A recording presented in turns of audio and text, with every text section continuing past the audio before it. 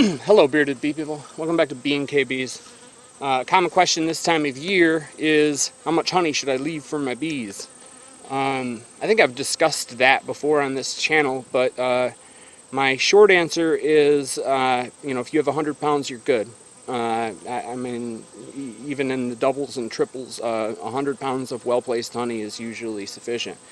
But the more involved and practical answer is that every frame should be heavy with honey. There should be no breaks in the frames. There should be no blank foundation, no light frames. Everything should be heavy with honey. If that's the case, they can migrate throughout the box over the course of the winter and have access to food, no matter where they're at and no matter what kind of weather they're encountering.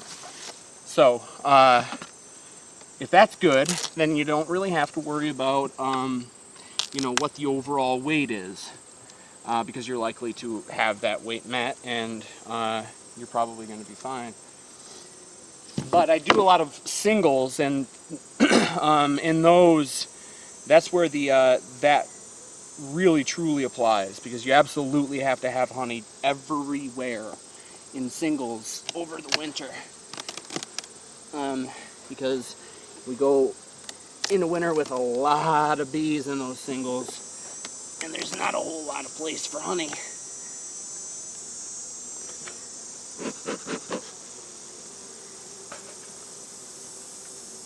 Oh boy. So, I'm going to have to dig into this a little bit more, so I'm going to end up having to stop this video now. But, so yeah, make sure everything has a considerable amount of honey in it. Make sure every box is heavy and every frame is heavy.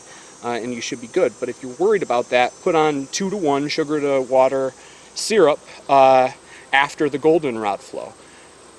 Goldenrod, they're going to put on a lot of honey, and after that you'll know what the remainder is and how many more pounds you have to put on to feel confident about your bees' chances. And then if even after that they are still light or you're still worried, put dry sugar on them. You can make a sugar brick, you can make fondant, or you can put literally just, a bag of dry sugar on the top of their inner cover. When it warms up enough for them to break cluster throughout the winter, they'll be able to go up and eat that dry sugar, and that's a good supplement. And it also kind of gives a ceiling of insurance, so that as they move up throughout the hive over winter, the likelihood of them getting to the top of their honey and then dying out is lessened because there's dry sugar up above that. So that's always a good idea. But yeah, so if you have any questions, let me know in the comments below. I'll be sure to get at you with my version of the answer. But otherwise, get out there and have some fun with your bees. See ya.